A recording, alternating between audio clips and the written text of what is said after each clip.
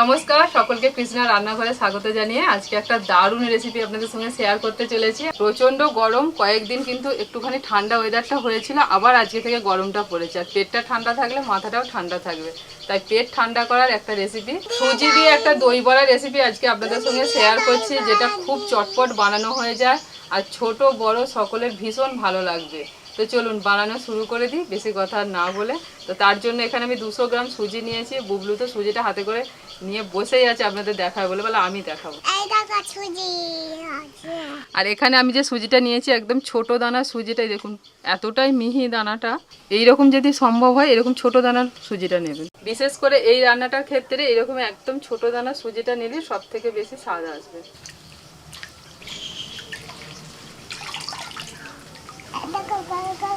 ও গোল গোল করছো, ওই জন্য তো তোমার হাতটা ধুয়ে দিলাম, আমি তো জানি তুমি ঘাঁটবে।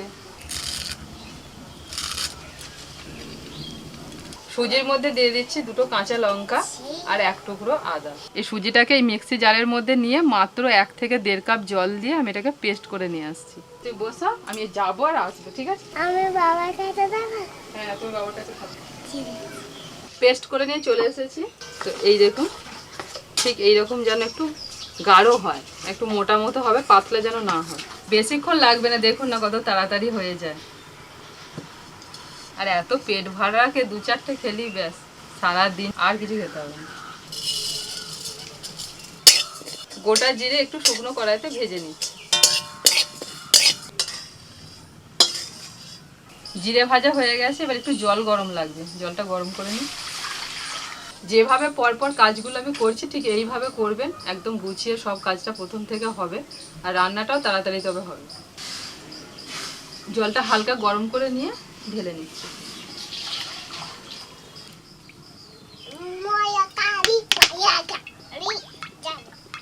তেলটা এদিকে গরম হোক, আর এই যে সুজি ব্যাটাটার মধ্যে আমি দিয়ে দিচ্ছি লবণ। এবার দিচ্ছি একেবারে অল্প পরিমাণে একটু বেকিং সোডা। ভালো করে এবার ফেটিয়ে নেব।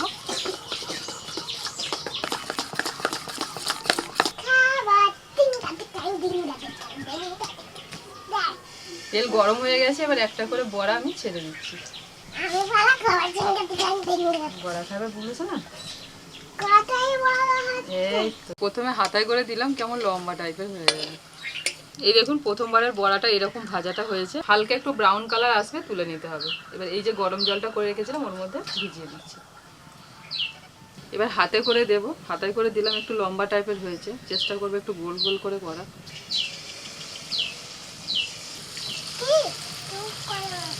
এইবার বড়াগুলো দেখতে ভালো লাগবে, গোল গোল হয়েছে। হাত না হলে ঠিক হবে না, হ্যাঁ হাতা টাতা দিয়ে আমাদের হবে না। এগুলো ভাজা হয়ে গেছে, এবার গরম জলের মধ্যে দিয়ে দিচ্ছি। তোমার জন্য একটা রেখেছি তো শুকনো ভাজা। সব খাবো মা। তুমি সব খাবে? ঠান্ডা হোক তারপর খাবে, গরম আছে।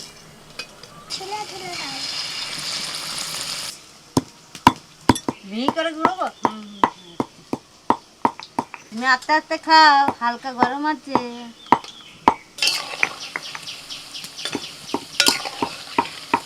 এগুলো খুব ভালোভাবে ভিজে গেছে, জল থেকে তুলে নিচ্ছি। তোমাকে যেটা দিয়েছি তুমি ওটা খাও, তারপরে এটা দেবে। সব খাবে?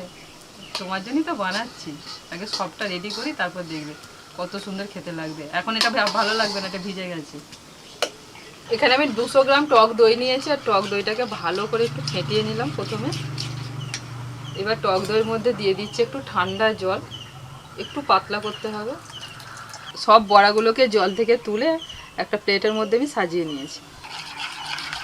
এবার একে একে দইয়ের মধ্যে সব কিছু দেবো। প্রথমে দিচ্ছি বিট লবণ, চাট মশলা, ভাজা জিরের গুঁড়ো, চিনি, একবারে অল্প পরিমাণে একটু চিনি, ধনেপাতা কুচি,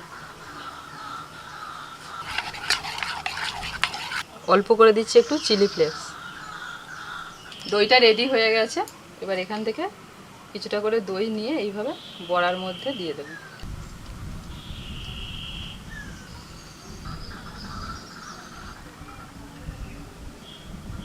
এবার সাজানোর পালা। প্রথমে একটু ধনেপাতা কুচি ছড়িয়ে দিয়েছি, এবার উপর থেকে সামান্য একটুখানি চিলি ফ্লেক্স, একটু দেখতে ভালো লাগবে এইভাবে দিয়ে দিলাম। এবার দিচ্ছি একটু তেঁতুলের চাটনি।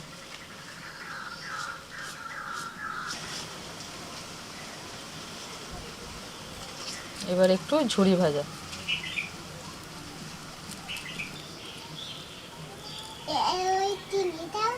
বুবলু সোনার দই বড়াটা একটু আলাদা করে রেডি করেছি, কারণ এতে চিলি ফ্লেক্স দিইনি, ওর ঝাল লাগবে।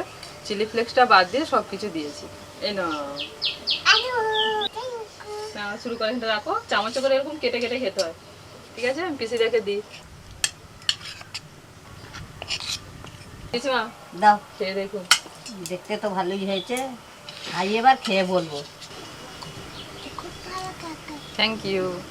টক টক মিষ্টি মিষ্টি এর স্বাদটাই আলাদা, খেতে খুব ভালো লাগে। এই দই বড়াটা আরো ঠান্ডা ঠান্ডা খেতে চাইলে ফ্রিজেতে আধ ঘন্টা বা 1 ঘন্টার জন্য রেখে দেবেন, তারপরে খাবেন।